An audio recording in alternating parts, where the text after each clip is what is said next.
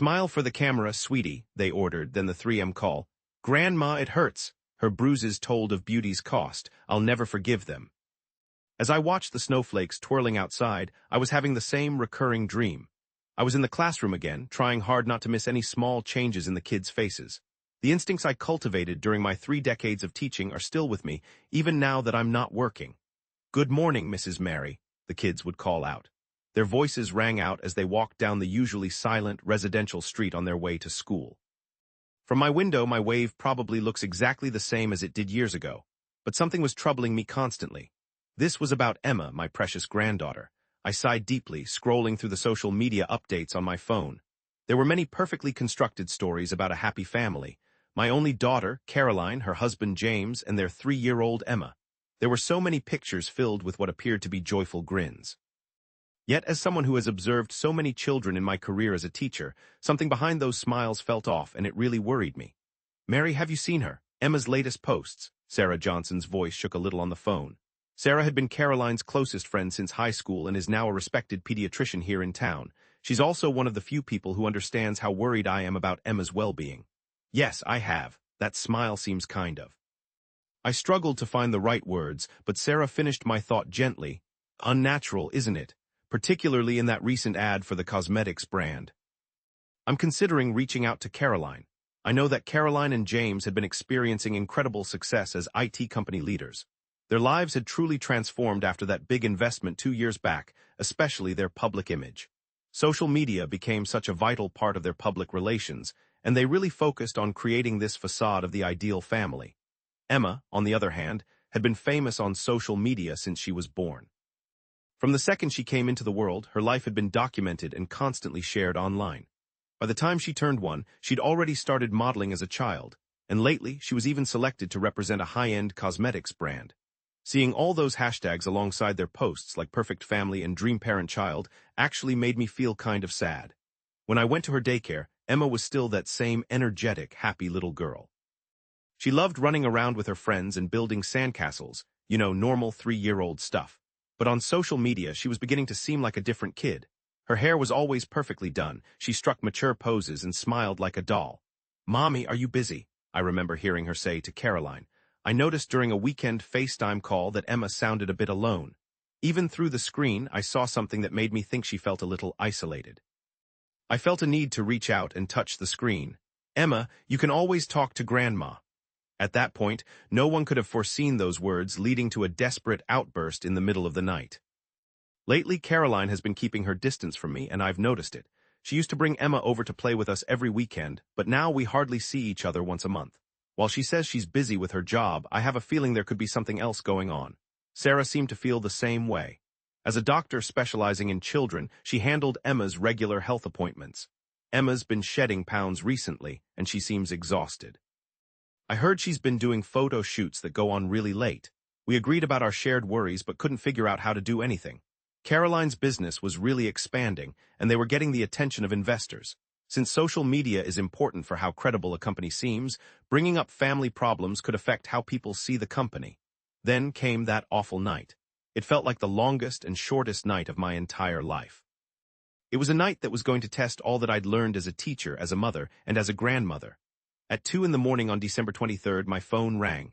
At first, I thought I was asleep, but on the screen I saw the face of my precious granddaughter, Emma. Her face was very swollen. In the room, which was only partially lit, her small eyes were wet with tears. Emma, what's wrong, honey? In the darkness, Emma's little voice shook. Grandma, Mommy's upset. It hurts. I could hear loud, angry sounds in the background. Caroline's voice sounded like she was yelling about something. Suddenly, the screen shook roughly, and then James's frightened face quickly flashed on the screen, and then the call went dead. My heart was racing in my chest. My gut feeling, refined over 3 decades of working with students, was setting off serious warnings. Years of being vigilant for potential mistreatment were screaming that I felt threatened in my very core. I instantly tried to call Caroline, but her phone went straight to voicemail. James's phone and the landline at their home were also unavailable. I looked at recent posts and saw a picture that had been put up 2 hours earlier. It read, "Late night cosmetics shoot, our little model is sleepy but doing her best. Hashtag angelic sleepy face, hashtag nightscape in us." A photo shoot in the dead of night for a tiny child. I felt my anger surge. When I called Sarah, she picked up right away. "Mary, what's the matter at this time of night?" After I explained the whole situation, her tone shifted completely.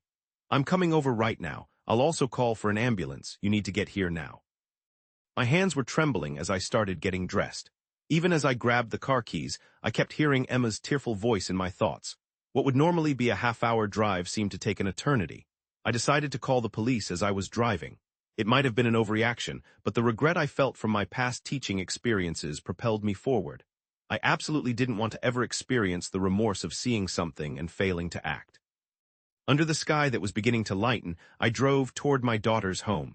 The otherwise quiet, upscale neighborhood was suddenly interrupted by the sound of emergency vehicles.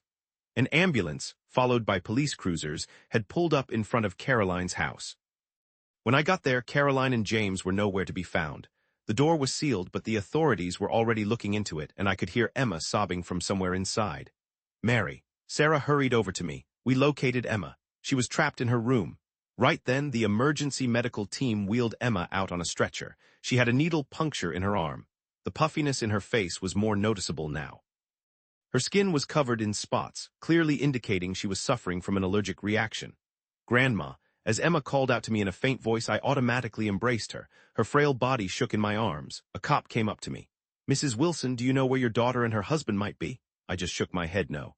The expensive brand bag near the front door and the fancy car in the garage spoke volumes about their departure. The inside of the house looked like a disaster zone. Cosmetics were strewn across the living room. A broken vase lay shattered on the floor. And in the basement study, there was evidence of a virtual meeting they had with investors.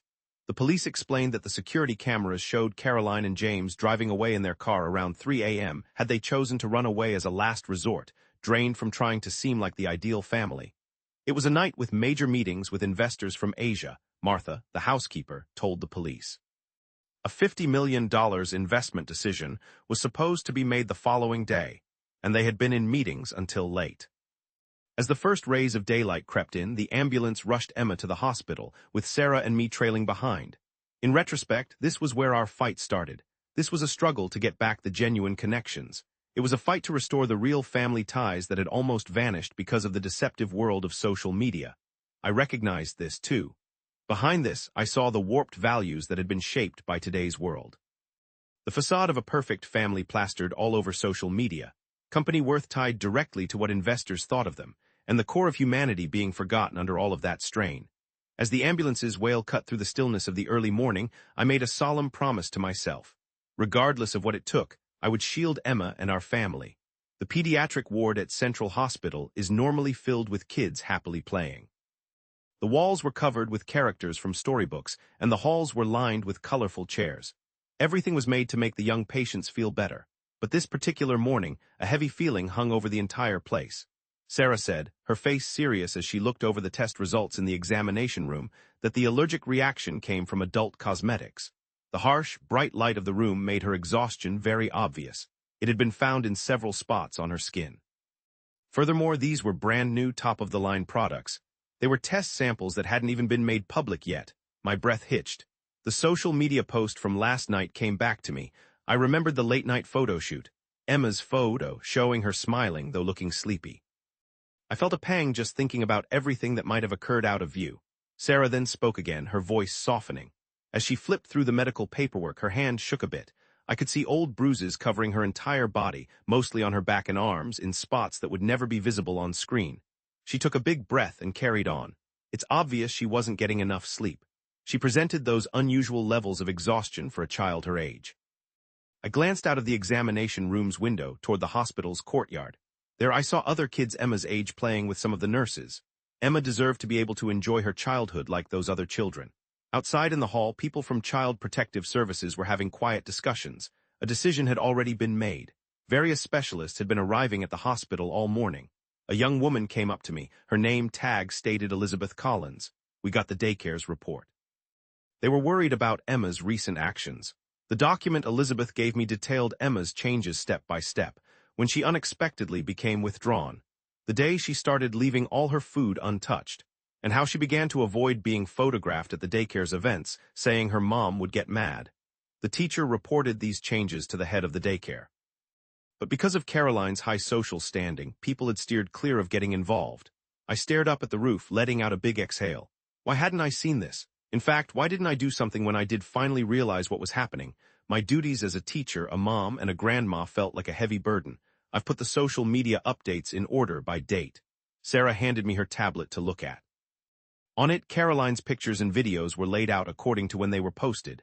Emma's face, once displaying genuine happiness, slowly started to appear forced. The times the photos were taken kept moving later and later, or earlier and earlier in the day.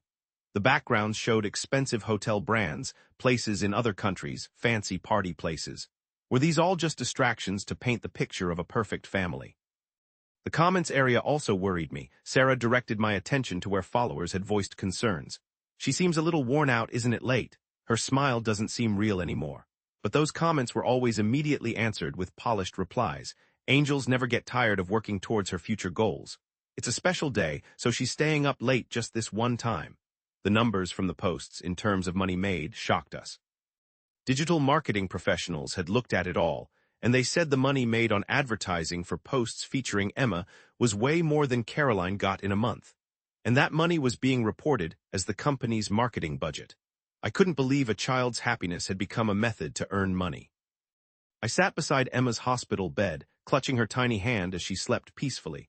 Her arm still revealed evidence of the cosmetic allergy, showing the fore.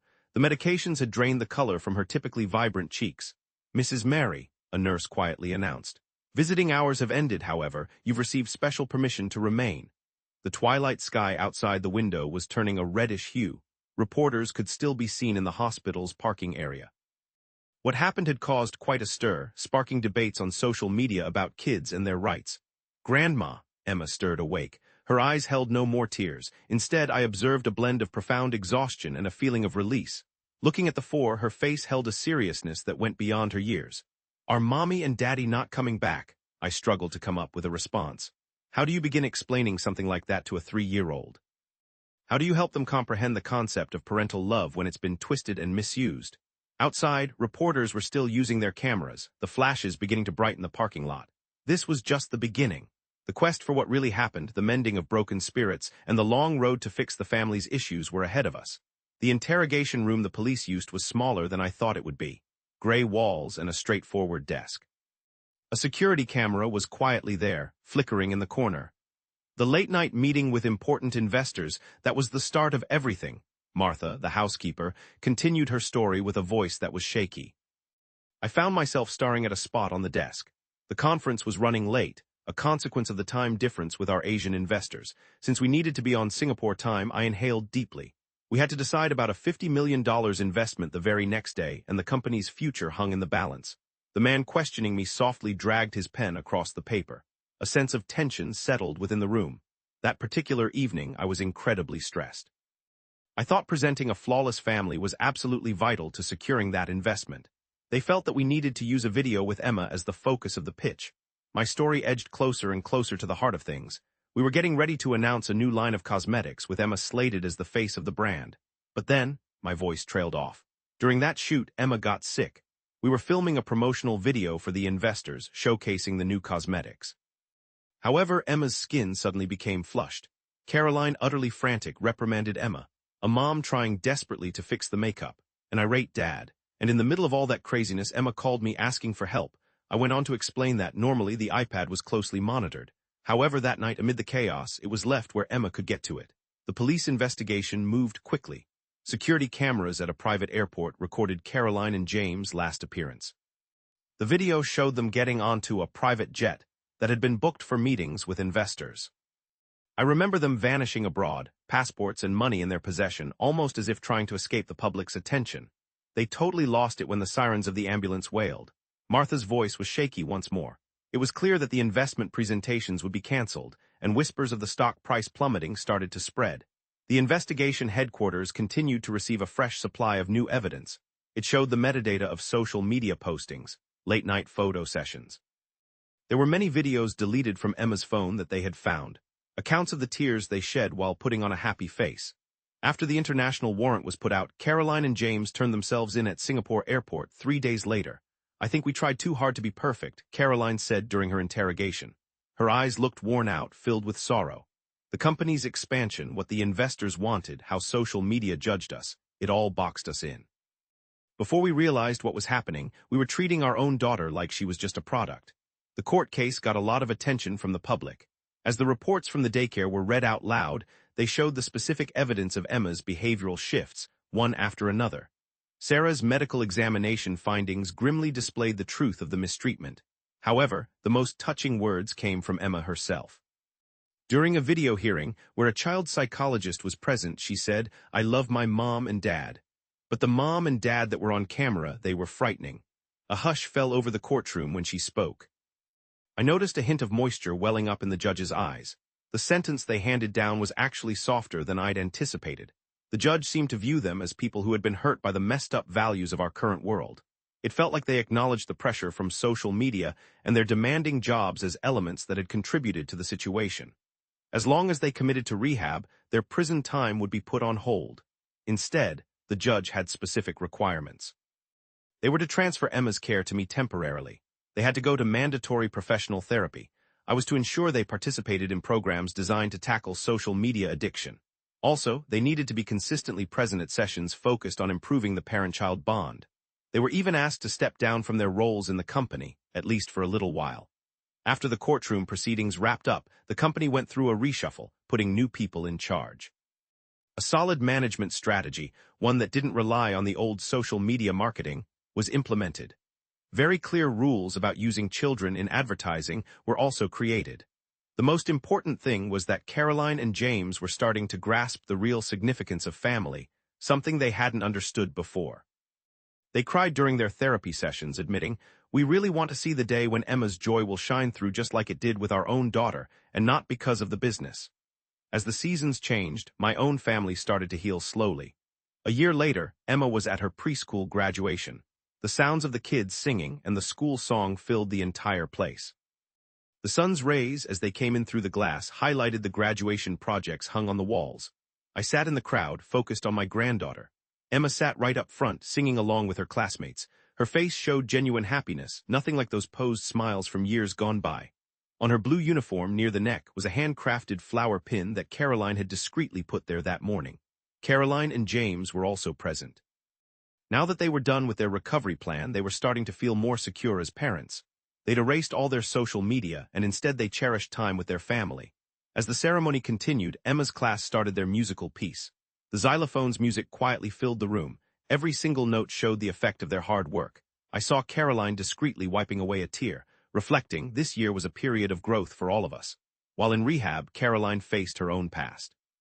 She understood how she'd, without realizing it, pushed onto Emma the same pressure for perfection she grew up with. Through conversations with therapists, she slowly started learning to forgive herself.